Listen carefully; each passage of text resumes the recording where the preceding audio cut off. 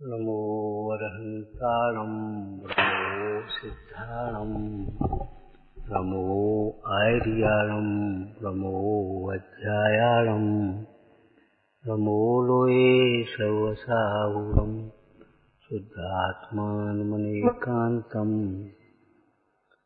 साधुमुत्तं मंगलं वन्दे सन्दष्टसिद्ध्यर्थं सन्दष्टर्थप्रकाशकम् मंगलम भगवान वीरो मंगलम गौतम गणे मंगलम कुंद कुंदाद्यो जैन धर्मोस्तु मंगलम सर्वमंगल मांगल्यम सर्वकल्याणकारकम प्रधानम सर्वधर्माणां जैनम जयतु शासनम नमः समय साराय स्वानुभूत्या चकास्ते चित्तभावाय भावाय सर्वभावान्तरस्थिते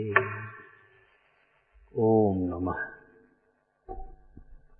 भुवनाम्बोजमार्तण्डं धर्मामृतपयोधरं योगिकल्पतरं नौमि देवदेवावृषध्वजम्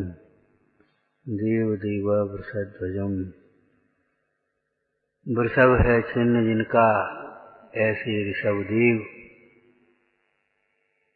कैसे हैं? भुवनाम्बोज मार्तंडम धर्मामृत पयोधरम।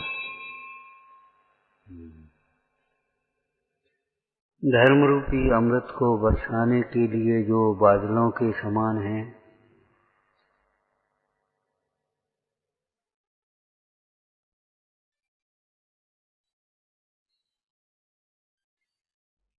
भव्य रूपी कमलों को खिलाने के लिए जो सूर्य के समान है। भव्य जीव, भव्य का अर्थ मुख्य रूप से आसन्न भव्य लेना चाहिए, क्योंकि दूर भव्य जीव तो अभव्य के समान ही समझना। कितने ही दूरान दूर भव्य तो ऐसे हैं वे कभी मोक्ष नहीं जाएंगे। हैं बस जैसे ठुर्रा मूंग नहीं सीखती तो नहीं सीखती, क्यों का तो कोई प्रश्न नहीं है, क्यों नहीं सीखती।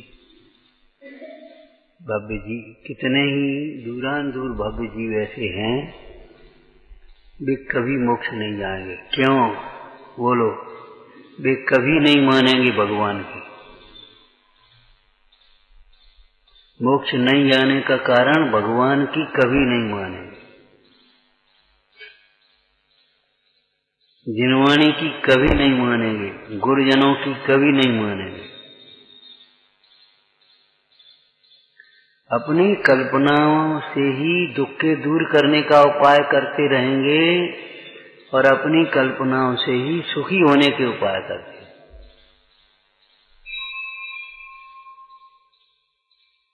दुख के दूर करने के लिए अनिष्ट की कल्पना जिनमें तेरे अज्ञान से होती है, उन अनिष्ट संयोगों को हटाने का प्रयास करेंगे।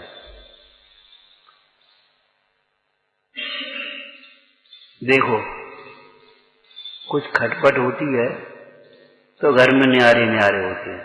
तो पहले कौन न्यारे होते हैं? भाई भाई न्यारे हुए हैं। फिर अब माता पिता से न्यारे होते हैं। ऐसी आफत। अब माता पिता से न्यारे हुए, अब दो रह गए, तो आपस में खटपट, तो वे दो ही न्यारे होते। दुख दूर करने का कल्पना के उपाय का एक नमूना बता रहे।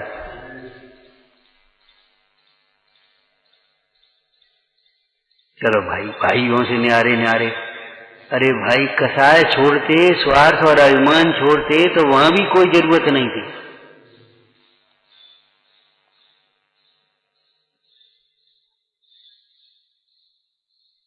बंधी झाड़ू वही तो भली प्रकार से सफाई करती है। अगर वह झाड़ू खुल जाए फिर तो चाहे कोई तोड़ देगा। उस वृद्ध व्यक्ति ने कैसे समझाया था बच्चों को? लकड़ी का गट्ठा तोड़ो कि नहीं तोड़ो, निकला कर एक एक करके तोड़ दे, चाहे कोई। ऐसे एक एक करके तुमको चाहे कोई तोड़ देगा, और इकट्ठे रहोगे तो तुम्हें कोई तोड़ने वाला नहीं। और कलयुग में तो भाई संगौ शक्ति कलयुगे, दंडौ नीति कलयुगे। कलिकाल में दंड तो नीति है, दंड के बिना सुधार होना संभव नहीं होता। और संग के बिना शक्ति नहीं होती। तुम्हारे साथ 50 लोग हैं तो चाहे कोई सुनेगा तुम्हारी, और तुम्हारे साथ कोई नहीं, तुम अकेले, अरे क्या होता है इनके अकेले के वोट, इनसे क्या फर्क हुआ भैया, इनके पास 200 वोट हैं, चाहे कोई नेता सुनेगा, चाहे कोई अधिकारी सुने। इस काल में भीड़ से प्रभावित होने की एक प्रवृत्ति है। प्रायः कार्यक्रमों में उन्हें खूब भीड़ भई और खूब आमदनी भई, 2 ही शब्द सुनना, खूब भीड़ भई और खूब आमदनी भई, माने सफल।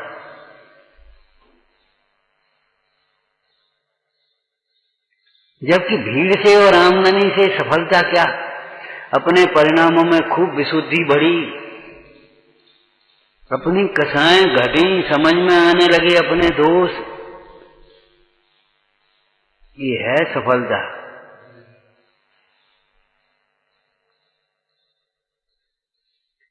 अज्ञान और कसायों, अज्ञान से उत्पन्न कसायों से निवृत्ति होना, यही बोलो क्या कहा था, ज्ञानाभ्यास की सफलता समझना चाहिए कि किसी स्थान पर हम किम कर्तव्य विमूढ़ न होकर के खड़े हो जाएं। अब क्या करें, बजा मानता ही नहीं मानता, तुम मान जाओ, क्या करना, अपन छुट्टी हो गई, काम खत्म।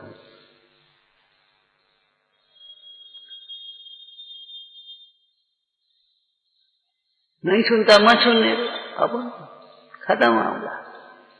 जीव नाना कर्म नाना लब्ध नाना विधि कही, अतएव निज पर के समय के साथ वर्जित वाद भी। नाना प्रकार के फिर देवी देवताओं को मनाएगा, नाना प्रकार के मंत्र तंत्रों में पड़ेगा, लेकिन परिणाम के सुधारने का उपाय नहीं करेगा। परिणामों के सुधारने के उपाय के बिना दुख दूर करने के सारे उपाय झूठे। सुनो, भगवंतों की भक्ति से भी दुख दूर तभी होगा जब तुम्हारी कसाएं मिटेंगी। यदि भगवंतों की भक्ति गाते हुए तुम्हारी कसाएं नहीं मिटेंगी तो दुख दूर नहीं होगा।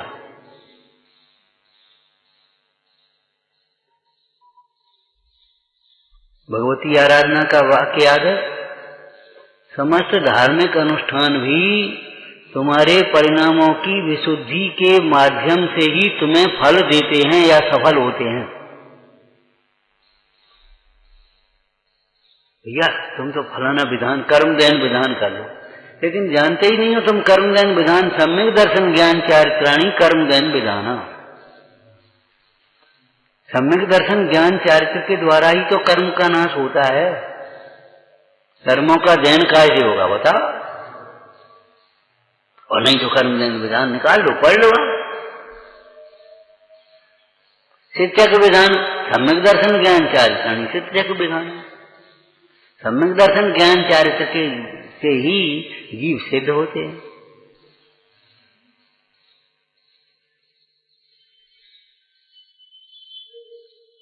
दूसरा कोई मार्ग है ही नहीं। देखो भाई, विश्व के समस्त जीवों के दुख का कारण भी एक ही है, अज्ञान। अज्ञान कहने से अज्ञान से उत्पन्न मोह राग द्वेषादिक समस्त विकारी भाव। दुख का कारण भी एक ही है। नरक में दुख का कारण मोह राग इसका है। नरक में नारकी जीव को भी उसकी कसाएं दुखी करती हैं। जब कसायों से दुखी होता है तब वो नरक का वातावरण निमित्त है। उसी वातावरण में बाहर नरक दुख हो गए, अंतर सुख रस घटा गति। उसी नरक के वातावरण में वे जीव जो ज्ञानी जीव हैं, जिन्होंने भगवान की मानी, भगवान की मानी का अर्थ बोलो, देह से भिन्न अपने आत्मा को समझा, वे अंतर्मुखी होकर के सिद्ध भगवान जैसे आनंद को वेदन करते हैं। हाँ, नरक के क्षेत्र में ऐसे आनंद को आप स्वर्ग में भी वेदन नहीं कर पाओगे। माने समस्त अनुकूलताओं में भी वेद ज्ञान के बिना कोई जीव सुखी नहीं। सम्यक दर्शन बिन दुख पाए, जो विमान वासी हु था सम्यक दर्शन बिन दुख पाए।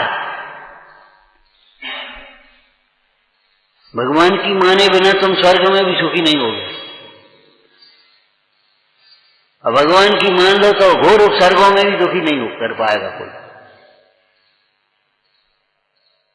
हाँ,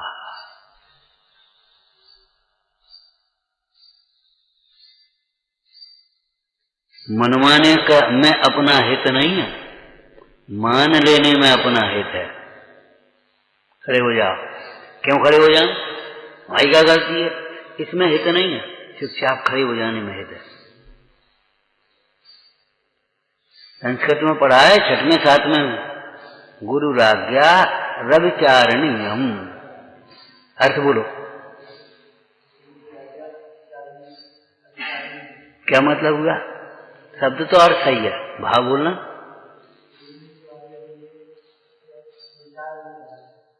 उस पर तुम्हें विचार करने की जरूरत नहीं है, क्योंकि वो भली प्रकार से विचार करके दी गई है। उस पर विचार पहले से ही हो गया, तुम्हें ये कहने की जरूरत नहीं है कि हम विचार करेंगे। जो रोटी माँ ने सेक करके दी है उसको फिर दोबारा सेकने की जरूरत नहीं है तुमको, वो भली प्रकार से गई। जो सब्जी बना करके माँ ने दी है उसमें जो नमक कम है, मिर्ची कम, तुम्हें ज्यादा दिमाग लगाने की जरूरत नहीं है। उस माँ ने तुम्हारे स्वास्थ्य का भी ध्यान रख करके और स्वाद का भी ध्यान रख करके वो सब्जी बनाई है। अरे भाई, डॉक्टर ने कह दिया इस लड़के को नमक कम देना, चर्म रोग है, नमक नहीं देना। अब उसने नहीं डाला, अब तुम दिमाग ला, ये अच्छी नहीं लगी नमक डालो। अरे कैसी बात है, कैसी बात है सोचते।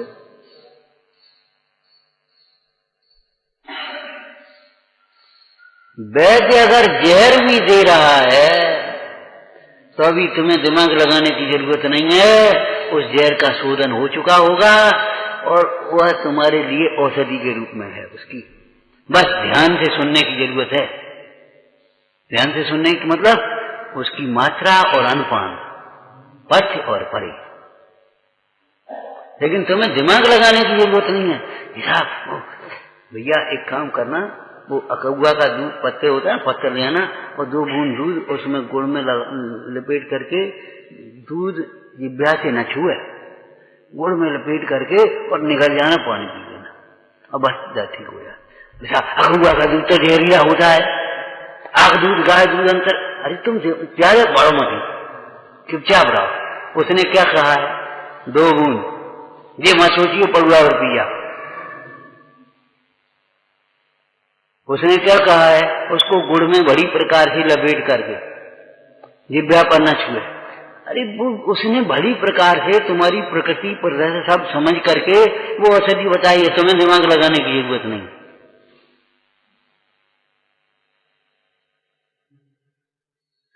लौकिक में भी चंद्रगुप्त राजा तभी बन पाया जब चाणक्य इसके प्रति इतना विश्वास हो गया, इसमें मेरा हित है। तालाब में छिप जाओ तो छिप गए और निकले आओ तो निकले आए। और उसे कहा वो छिपा है तो भी कोई शंका नहीं, कोई शंका नहीं। जिन वच में शंका न था। कल स्वाध्याय किया था ना, वेद विज्ञान के बिना, काय थे वेद ज्ञान के बिना तुम थे, बोलो। नहीं, उठ गए। ज्ञान और क्रोधाधिक के भेद ज्ञान के बिना जो जीव निशंक क्रोधाधिक करते हैं उनको कर्म बंध होता है। ये गाथा है, ठीक है ना। तो देखो, निशंक क्रोधाधिक करने का मतलब क्या है? क्रोधाधिक होने का भय ही नहीं है जिनको। उस दिन दान शासन पुस्तक ग्रंथ पढ़ रहे थे, उसमें आया जो अपने गुरुजनों को क्रोधाधिक कराते हैं, ऐसे काम करते हैं, ऐसे निमित्त कर बनाते हैं जिन्हें उनसे उनके चित्त को छोप पहुंचे, क्रोधाधिक हो गए, उनकी सारी यश कीर्ति धन संपत्ति अधिक नष्ट हो जाती है। पढ़ना गाथा निकाल के तुम्हें देंगे, यहाँ सुना देना।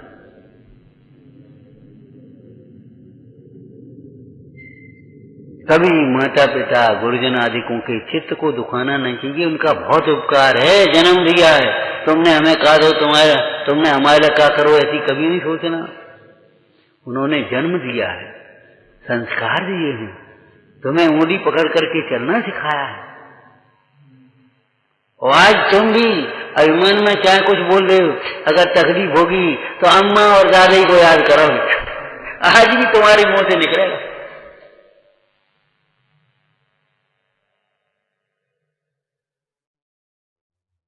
जो उनके चित्त को किंचित मात्र भी दुखी करता है अपने गुरुजनों के, वह कभी सुखी नहीं हो सकता।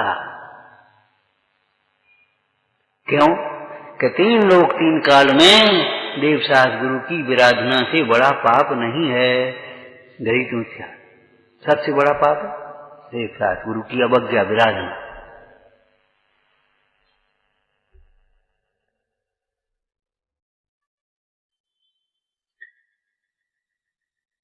तो ज्ञान और क्रोध आदि का भेद ज्ञान नहीं है, भिन्न भिन्न नहीं जानते, और निशंक क्रोध आदि करते हैं। निशंक क्रोध आदि करने का मतलब 2 अर्थ बताए थे। एक तो क्रोध आदि होने का जिन्हें भय नहीं, कुसंग में रहेंगे अपनी जरा सी स्वार्थ के लिए, भोगों के लिए। सत्संग में जरा सी बात सहन नहीं करेंगे, हम तो अपने अकेले रह लेंगे, हम तो वहां रह लेंगे, हम तो ऐसा कर लेंगे। ये नहीं है, कुसंग में रहकर के क्या तुम्हारी परिणति होगी।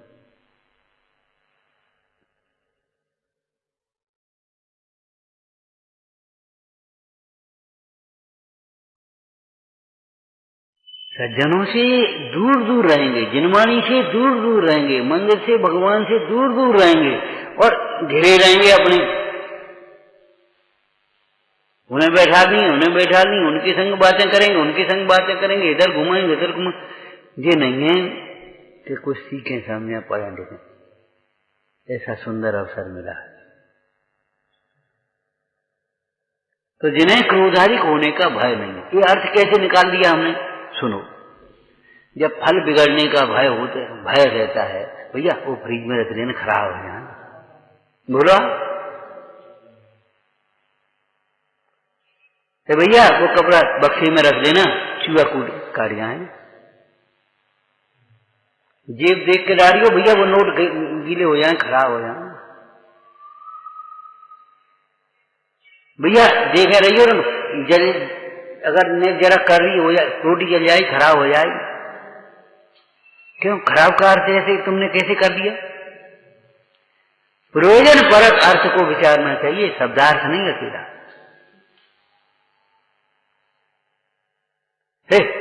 झाड़ के बैठो, कपड़े खराब हो जाएंगे। छोटा बच्चा है वो, कपड़े खराब हो जाएंगे।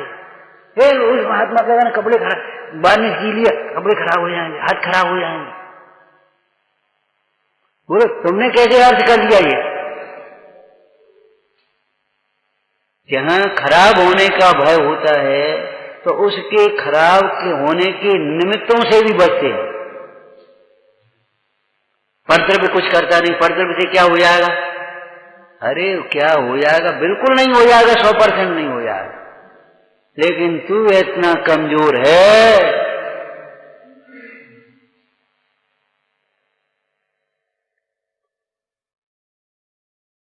रुई में और कीचड़ में गेंद धसी चली जाए, और इस पत्थर पे स्वयं उछल करके दूर होगी, वो धस नहीं पाएगी, घुस ही नहीं पाएगी।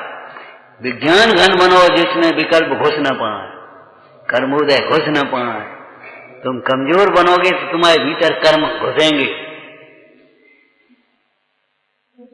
विज्ञान घन बनो, आत्मा विज्ञान घन है ना, आत्मा का अनुभवन करेगा, विज्ञान घन बनेगा, पर्याय में कर्म नहीं घुस पाएंगे तेरे भीतर।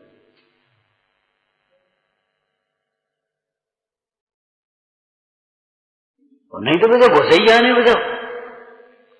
वो तुमने ऐसी कई चुभ गई बातें कही ना, कौन ने कही थी? चुभ गई, चुभ कैसे गई? उस घन पे रखो, घन पे रख के चुभाओ। जैसे कपड़े में सुई चुभ आती है, इसमें सुई चुभ जाती है, इसमें सुई चुभने में थोड़ी देर लगती है, लेकिन एक घन के ऊपर, लोहे के घन के ऊपर रख करके सुई को चुभा के दिखाए कोई, है ताकत किसी की? ये राशि बात कह दी सो चुभ गई। अरे इतने कमजोर मत बनो, इतने कमजोर मत बनो।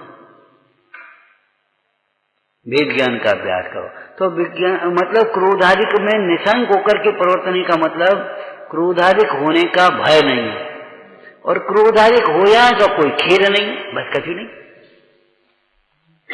उसके दृष्टांत दिया था, देखो जो हानि लाभ के प्रति लापरवाह होता है वह व्यापार में सफल नहीं होता। नुकसान हो जाए क्या करने, अरे क्या करने। लौकिक में कहावत है, एक पैसा की भूल निकालने के लिए वो खाते में लगा रहता है, एक आना को तेल जरा दे, पुरानी बात है। अब तो एक आना पैसा कौन जाने, ये गई तो गई कलम है। लेकिन ज्यादा आकुलता नहीं करना चाहिए, थोड़ी देर रख देना चाहिए, मिल जाएगी। और स्थिर चित्त से काम कर लेना चाहिए। वहां चिंता और आकुलता घबराने की जरूरत नहीं है। अरे क्यों नहीं जाएगी, मिल जाएगी। कागज की भूल कागज में मिलेगी, घर की चीज घर में मिलेगी। क्यों? आत्मा का सुख आत्मा में मिलेगा, आत्मा का ज्ञान आत्मा में मिलेगा, उसमें कहाँ जाएगा। तो क्रोधाधिक होने का जैसे भय नहीं है, और क्रोधाधिक हो जाए तो कोई खेद ही नहीं है। कहा कुछ नहीं हुआ, अपने उठे बैठे अपने आते खेले, खाओ पियो पछता। ऐसे जीवों के क्रोधाधिक भाव का अभाव नहीं होता, और क्रोधाधिक भाव का अभाव हुए बिना कर्म बंध का संसार का अभाव नहीं होता। जैसे निशंक होकर के ज्ञान में परिवर्तन करना योग्य है, सुख का कारण है। क्यों? कि ज्ञान जीव का स्वभाव है। जैसे निशंक होकर के ज्ञान में परिवर्तन करना योग्य है, उसी प्रकार निशंक होकर के क्रोधाधिक में जो प्रवर्तते हैं उनके कर्म बंधन होता है संसार में।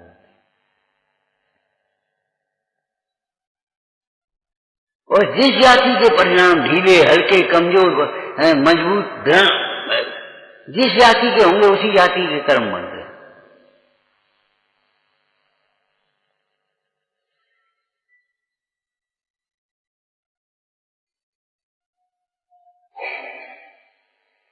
भैया मजबूत बनो, मजबूत। देखो लौकिक में तो कपड़ा देंगे मजबूत सो देव, मकान बनवा मजबूत बनवा, चौकी एक अच्छी मजबूत सी चौकी ले, और परिणामों की मजबूती दृढ़ता के ऊपर कोई ध्यान नहीं।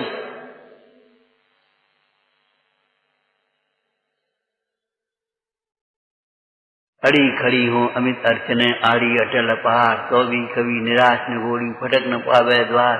यानी कितनी बार ये लाइन पढ़ लेते होंगे और खड़े हो जाते हैं। ये तो सब ऐसा ही चलता है, संसार है, कौन मोक्ष है। तो खड़े हो गए। अब बताओ क्या बजे पूजा कर पाए, और क्या बजे जाकर के बस आके बैठ गए। ताकत चाहिए, ये जिनवानी का उपकार है। बाद बाकी एक क्षण नहीं बैठ पाए, एक क्षण भी नहीं बैठ पाए, ऐसा वातावरण है। चोरी और सीना जोरी होती है, लेकिन जिनवानी का उपकार है। ऐसे घोर उपसर्गों में भी, प्रतिकूलता में भी अपने से चला मारना। 68 वर्ष जो आयु के बीते तुझा धार, दुख दरिद्र जानो नहीं ये तेरो उपकार। जिनवानी का उपकार है। बाद बाकी तो विश्व है, संसार है, मोह का ऐसा यह जो कुछ है सो है। अपनी क्षमता बढ़ाओ तो अपना पुरुषार्थ बढ़ाना होगा। जैसे ज्ञानी ज्ञान में निशंक रूप से प्रवर्तते हैं, निशंक माने कोई भय नहीं, और उस प्रवर्तन करते समय कोई खेद भी नहीं। ऐसे ही जो मोही जीव निशंक होकर के क्रोध आदि में प्रवर्तते, ये नहीं पता बिगाड़ कितना हो रहा है। अरे प्रभु कितना बिगाड़ हो। महारानी एक दिन चली गई ठंड में सरोवर पर जल क्रीड़ा करने। जल क्रीड़ा के बाद निकली तो ठंड लगने लगी। तो दासियां थी, ये छप्पर खींच लियो, नहीं तपा आग लगा। अब बात में वैसे तो चीजें थी नहीं, छप्पर खींच आग लगा दें। तो आग लगाई और संयोग की बात हवा से भी उड़ करके झोपड़ियों में लगी। 10-5 झोपड़ी जल गई बिना कोई मतलब नहीं, अपने आराम से हंसत बैठ जैसे तमाशा देख रहे, जैसे होली का लोग बच्चे देखते, देख जाके करे महल में आ गए। वे गरीबों का समूह पहुंचा राजा के पास। महाराज बोलो क्या बात, क्या तकलीफ? झोपड़ियां जल गई हमारी। किसने जलाई? क्या हुआ? कैसे हो गए? अब बेचारे चुप, कोई कहने हिम्मत ही नहीं ना कि महारानी ने जलवाई। ये तो हिम्मत ही नहीं, कैसे कहे? बोलो मंत्री जी पता लगा। महाराज महारानी जल क्रीड़ा को गई थी, उनको ठंड लगी थी तो उन्होंने वो आग लगवा दी, उसमें चिंगारी पकड़ करके बहुत जल। बुलाओ, कटहरे में खड़ा कर। क्यों? अरे क्या वो गंदी सी झोपड़ियां 10-5 जल गई तो उसे क्या होता है? अच्छा, महल में रहते रहते अभिमान हो गया। न्याय हुआ, आदेश हुआ, राजसी वस्त्र उतारो, वस्त्राभूषण, साधारण वस्त्र पहनो, मेहनत मजदूरी करके सारी झोपड़ियां बनाओ, उसके बाद महल में आना। क्या होता है?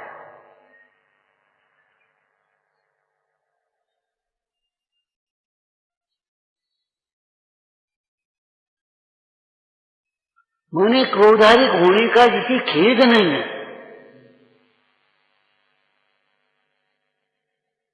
अंतर में कोई खेद ही नहीं बढ़ता। हाँ जी के परिणति किधर जा रही, क्या कर रहे हो, कुछ नहीं लगता।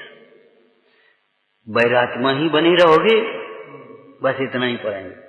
बैरात्मा ही बनी रहोगे, बाहर का दंड मिले तभी तुम्हें लगेगा कि दंड है। कर्म दंड को भगवान की आज्ञा से भी नहीं मान पाया तुमने अभी तक। परिणामों में आकुलता होना, चित्त में प्रसन्नता नहीं होना, ये दंड नहीं है। एक दफे जन क्या पसंद था तो उनका दंड तो मिलना चाहिए भाई। बोले तुम देने वाले दंड होते कौन हो? श्रीपाल। हाँ श्रीपाल का धवल सेठ को दंड तो मिलना चाहिए। उसने इतना गलत काम किया बताओ। धर्मपुत्र मुड़ाकर दे गया, फिर समुद्र में पटका, और फिर भाणों का बेटा किलवर के राजा को धोखा दिया। एक अपराध हो हिरण मंजूषा का, माने अपराधों की हद हो गई। दंड तो मिलना चाहिए। और श्रीपाल जी कहते क्षमा कर देना चाहिए। भाई क्षमा ऐसे कैसे शासन चलेगा कि मोक्ष मार्ग क्षमा से ही चलता है। मोक्ष मार्ग दंड से नहीं, क्षमा से चलता है। दूसरा वाक्य बोलो, अपराधी के लिए क्षमा से बड़ा दंड नहीं है। अरे कर्म दंड छोड़ो, बेगन की बे जानेंगे। अपराधी के लिए क्षमा से बड़ा दंड नहीं है। क्षमा से ही उसके हृदय परिवर्तन संभव है, क्रोध और दंड से नहीं। क्रोध और बाहर के दंड से नहीं, क्षमा से ही हृदय परिवर्तन संभव है। क्षमा से बड़ा दंड नहीं है विश्व में।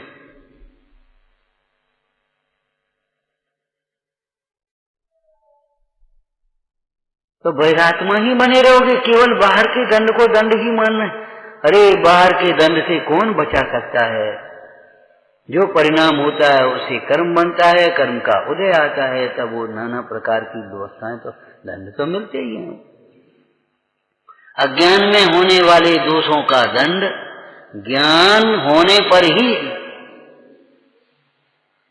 मिट सकता है, बच सकते हैं, ज्ञान हुए बिना नहीं। क्यों? तपस्या द्वारा उन कर्मों की निजरा होती है, दूसरे प्रकार से नहीं हो सकती। पंच परमेष्टि विधान में से एक लाइन बताई थी, ये मोक्ष मार्ग दंड देने का नहीं, दंड लेने का है। मोक्ष मार्ग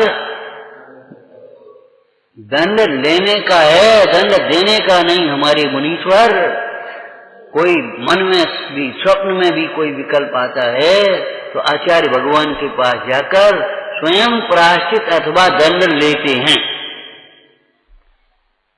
दंड लेते हैं। जब लेना चाहते हैं तो भी देते हैं उनकी विधि के अनुसार,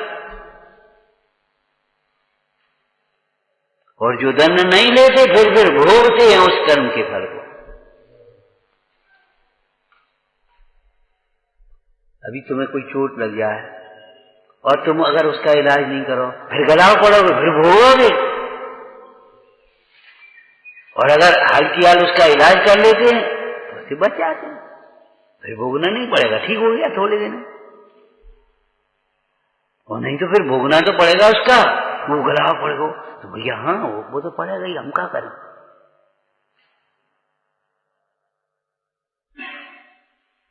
तो निशंक होकर के क्रोधादि में प्रवृत्ति हैं। हमारे यहाँ कैसी सुंदर विधि है, सवेरे शाम कम से कम सामायिक करने की। सामायिक माने यही तो है, सामायिक रूढ़ी की क्रिया थोड़ी है। और जो रूढ़ी की क्रिया से की तरह सामायिक करते हैं उनसे थोड़े बहुत परिणाम के अनुसार पुण्य भले बन जाए, लेकिन मोक्ष मार्ग तो नहीं होता। रूढ़ी की क्रिया की तरह से जो सामायिक पूजा भक्ति दान करते रहते हैं, नहीं उनसे कुछ नहीं होगा, मोक्ष मार्ग नहीं होगा। कुछ नहीं होगा कि माने मोक्ष मार्ग नहीं।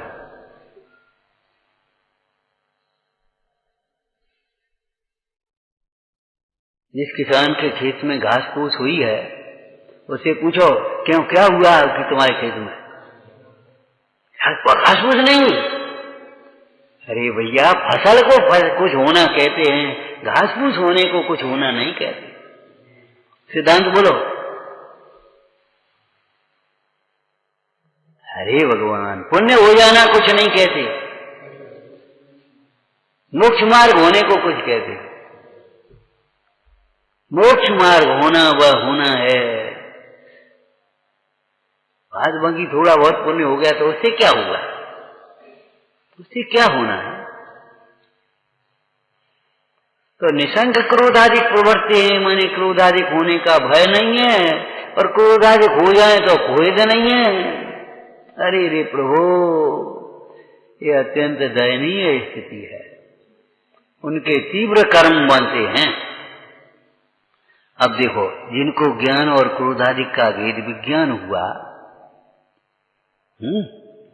उन ज्ञानियों के भी क्रोधाधिक होते, लेकिन क्रोधाधिक होने का पहले तो भय है उनको, इसलिए वह क्रोधाधिक के निमित्तों से बचते हैं, दूर रहते हैं और प्रसाद करते। फिर भी क्रोधाधिक होते हैं तो उनको अनंत संसार के कारण रूप अथवा नरक तिर्यंचादिक जाने योग्य कर्म के बंध नहीं होते। समझ में आया कि नहीं आया? जैसे जिसे जल जाने का भय है, लेकिन असावधानी बस ऊपर से राख आ गई थी, नीचे अंगारा था, पैर पड़ गया, तो वो ऐसा नहीं जलता है कि जैसे वो जलने के लिए तेल डाल करके आग लगाई हो। जिसने तेल डाल करके आग ही लगाई हो, जल के मानने हैं हमें, वो जैसा जलेगा। असावधानी से उसका पांव अंगारे पर पड़ गया राख के कारण, तो वैसा जलेगा। और जिसे खेद है, अरे जल गए, जल से उसने पानी लगाई और दवा लगाई तो भड़का ही नहीं पड़ पाया। ऐसे इन क्रोधाधिक परिणामों का जिसे अंतर में खेद बढ़ता है, भय बढ़ता है, उसको तीव्र नरक तिर्यंचिक जाने योग्य क्रोधाधिक भाव नहीं हो पाते हैं। इसलिए उसके अनंत संसार के कारण रूप या कुगति के कारण रूप कर्मों का बंध नहीं होता। प्रणाम योग बोलो। 41 प्रकृतियों का, शेष प्रकृतियों का भी कर्णान योग से पूछ रहे हो, शेष पाप प्रकृतियों का बोलो विष और हलाहल जैसा बंध नहीं होता। उनकी प्रकृतियों में बंध भी होगा तो नीम कांजी जैसी, विष और हलाहल जैसी प्रकृति अनुभाग नहीं बनते। ठीक है ना, साथ में न रखा दे तो वैसे नहीं बनते, त्रिविहीन तो नहीं। ऐसा नहीं होता वो सड़ा हो जाए, गुड़ हो जाए, दरिद्री हो जाए, विकलांग हो जाए, ऐसे नहीं होते। सम्यक दर्शन में लिखा ना, सम्यक दर्शन होने पर ऐसे कर्म नहीं बनते। ठीक है ना। और पुण्य प्रकृतियों का भी हल्का बंध नहीं होता,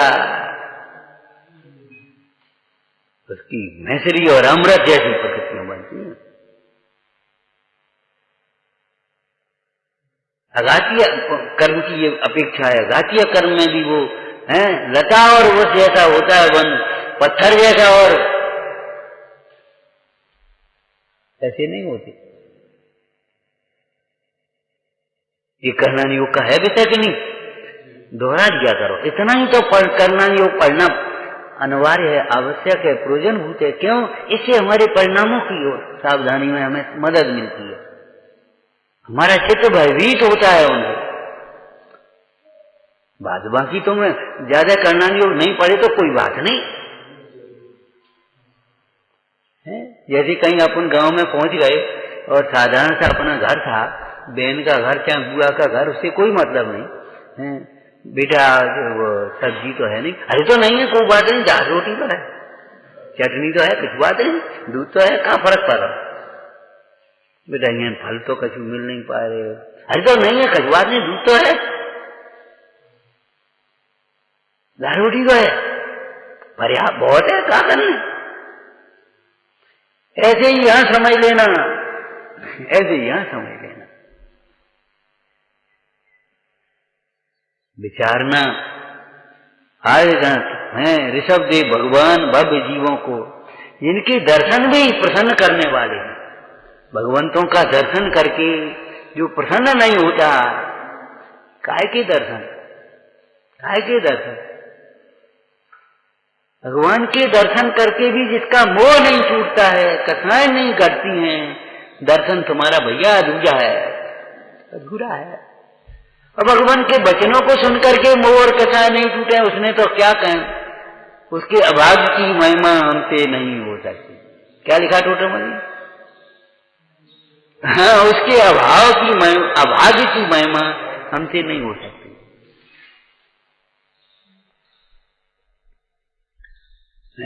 ऋषभ देव मुंडाज का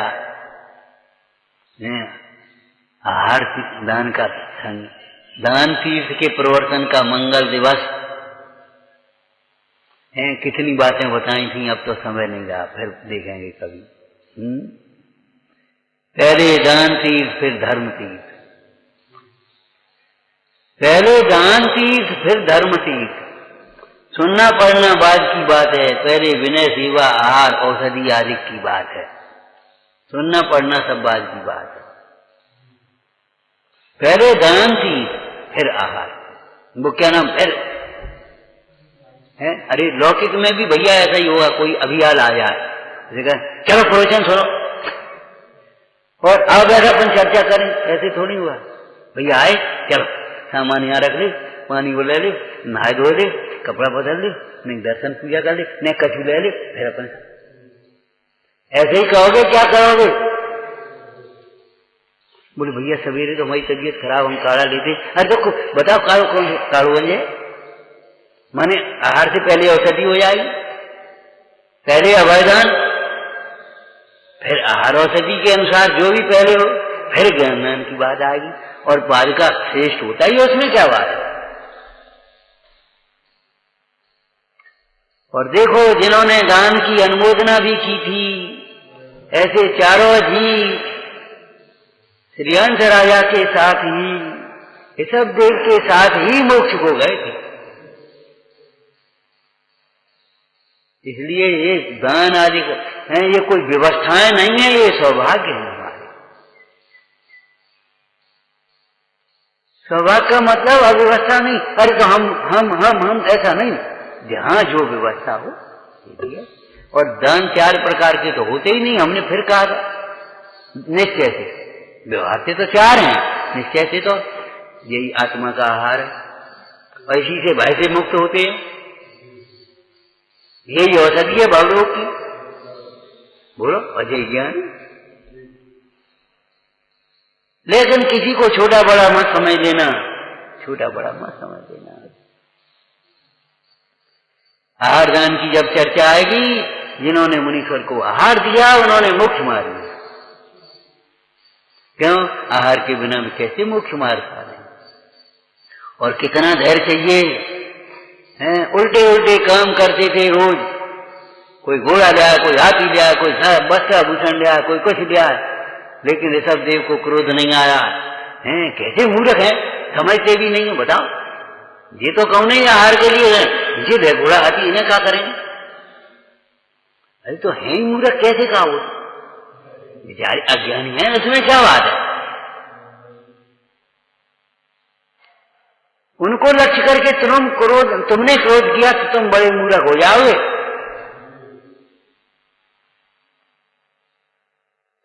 और रोज अब कल से आएंगे ही नहीं, अपन निकलेंगे ही नहीं, ऐसा नहीं सोचा ऋषभ देव ने। क्यों? दान तीर्थ की प्रवृत्ति कैसे होगी?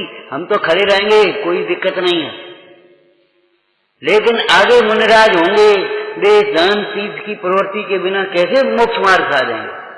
इसलिए रोज विधि नहीं मिली और रोज निकली, रोज विधि नहीं मिली रोज निकली, और एक दिन विधि बन ही गई। हारिए न हिम्मत, बिसारिए न राम।